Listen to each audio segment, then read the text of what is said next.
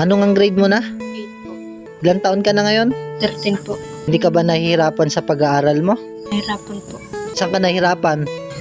Sa pagsusulat po sa ibang subject.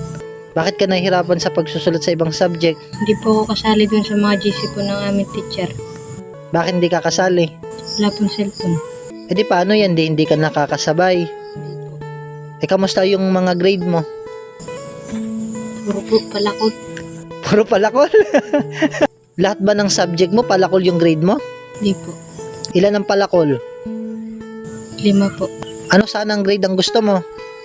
80 po sana. 80. Bakit di ka nangihingi kina mama? Wala pong pambili.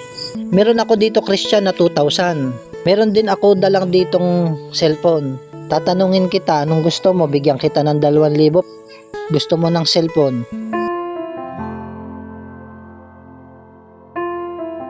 Ano? Cellphone po.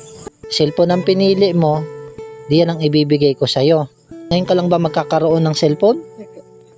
Okay na ito, Christian. May SIM card na rin ito, ha?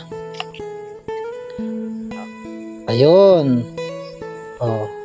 Ito para sa'yo. Bagong bili ko, ha? Brother, salamat po sa inyo po. Nung simula po ako ng grade 7, wala pa po akong cellphone.